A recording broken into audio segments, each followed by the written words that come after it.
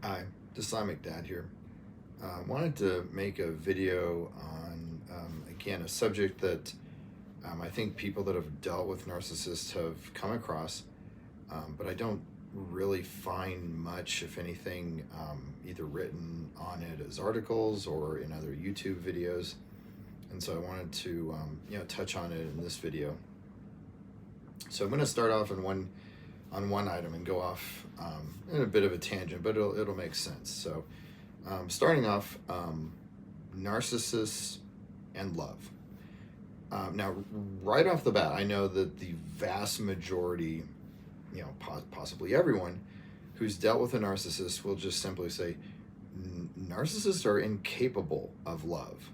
Without empathy, without any type of consideration, wanting to give without expecting or demanding anything in return through manipulation, having like an emotional connection, being vulnerable, all these things are just, things that are basically impossible for the narcissist, and to a large extent kind of define what a narcissist is.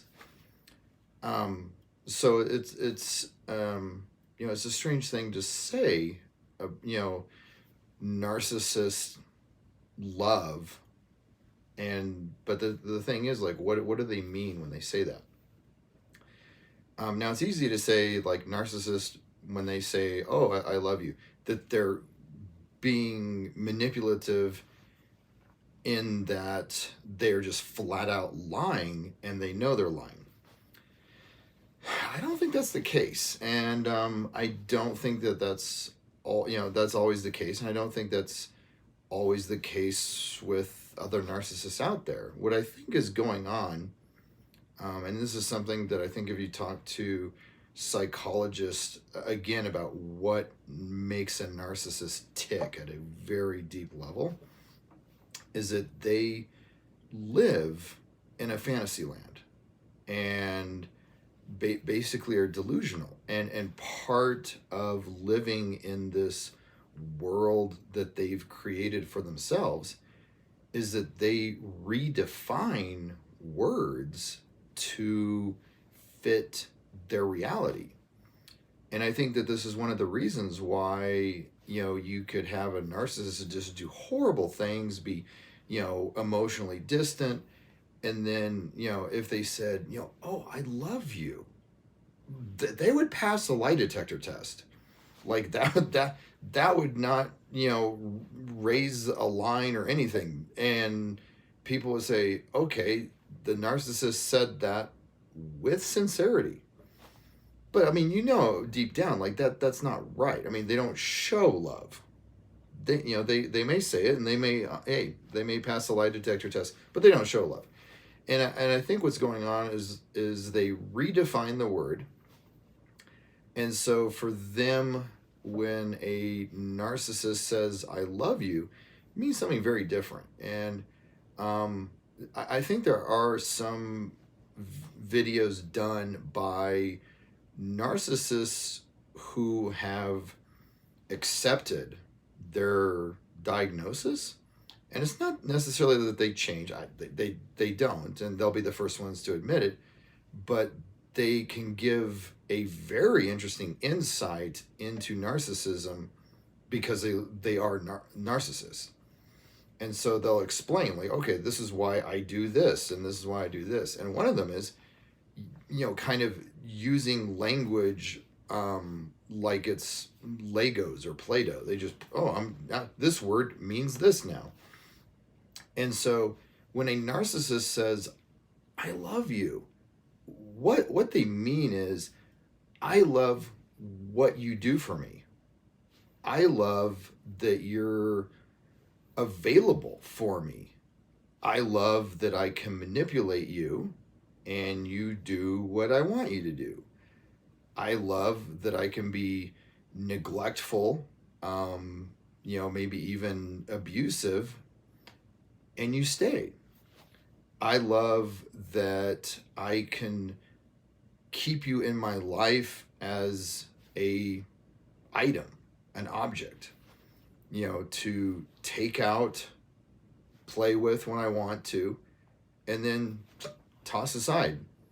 And then you'll dutifully just wait there for me to come back and say, oh my God, my favorite toy.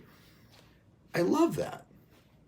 And so I think that's what's going on, is that, narcissists have this weird, I would say, trait of redefining words in, language that common people use.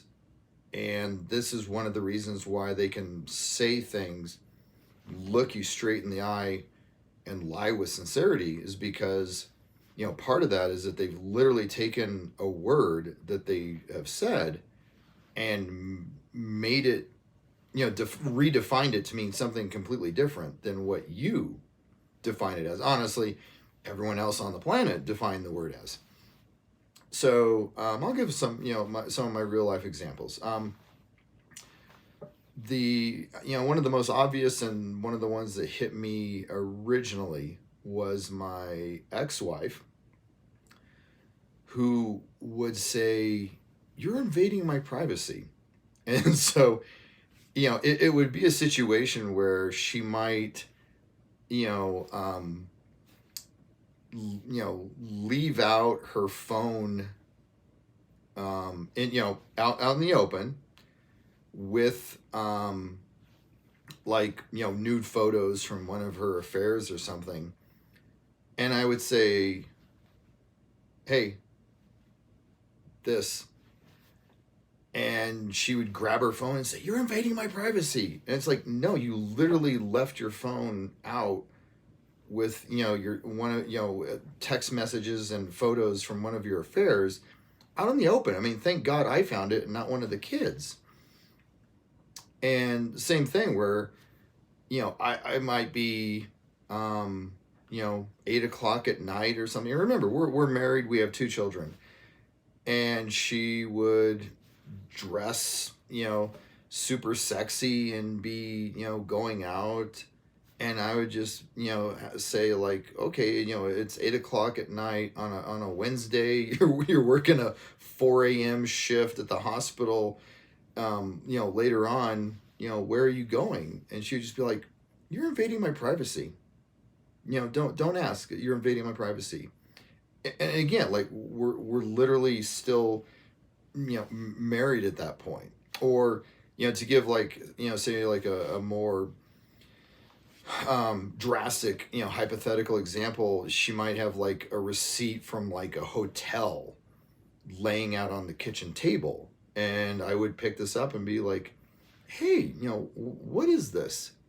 And she would snatch and be like, "You're invading my privacy." So what she was doing, I mean, besides like, taking the conversation in a different direction, or attempting to, was that she was redefining the phrase invading your privacy, or privacy for that matter, to mean anything that she did not want to discuss with me, just period.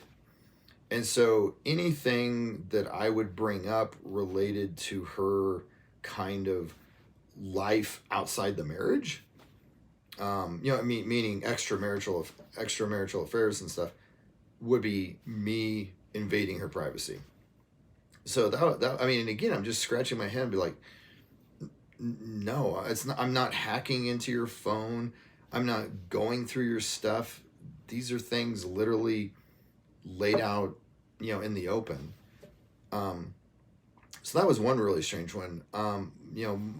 More recently with my ex-girlfriend, she had a couple that she would throw out there. And I know that, like, part of it, again, was just simply a manipulation tactic. But, during an argument. But, one of the things that she would do is that I would say, and I think I may have mentioned this in one of my previous videos, is I would, say, look, I need to set a boundary. I'm not comfortable with XYZ. It's not psychologically or emotionally safe for me to be in that situation. And so I'm setting a boundary that if if XYZ happens, I'm going to take a break and for 2 days and reevaluate the relationship and really think about if this is working for me. And of course, she'd be like, explosion, because you know how much narcissists love it when you set boundaries. And she would say, "You're so insecure. Why are you? Why are you? I really wish you weren't so insecure." And and I'm just thinking, okay, wait a minute. Setting a boundary, insecure people don't set boundaries because insecure people are afraid of tension and conflict with their partner. And so the very fact that I'm setting a boundary is kind of like setting the foundation for the fact that I am secure with myself. And I would say as much. And she would, argue back and be like, no, you're not secure with the relationship. And it's like, well, I'm, it's like, what? I'm setting a boundary. And plus, insecurity and being secure, that's something, personal to the individual.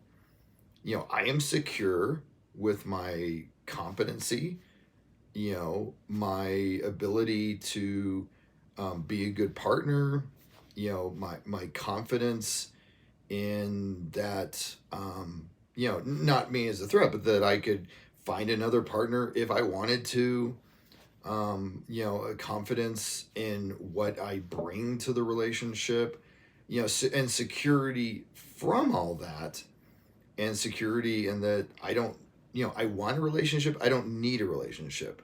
And, I'm secure in myself with that. And so redefining insecurity about the relationship instead of like me and my own emotional health, again, just kind of made me scratch my head. And as you can guess, arguing with a narcissist, that when we would go back and forth on like kind of the definition of insecurity and stuff, it didn't go anywhere. It didn't go anywhere. I would have my definition and hold fast, and she would have her definition and just hold fast and just act like I wasn't I don't know. Basically, again, going back to like the manipulation and the game playing, it was a way for her to try to keep me in line.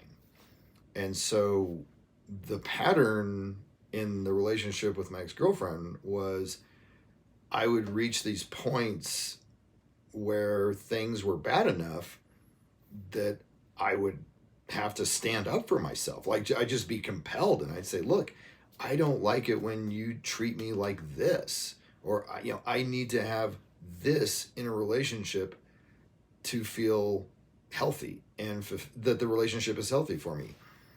And as you can guess, and so whenever I would try to assert myself in having a healthy relationship and stuff like that, I'd be called insecure. Be like, oh, you're so insecure. And it's like, again, like insecure people take what's just given at them.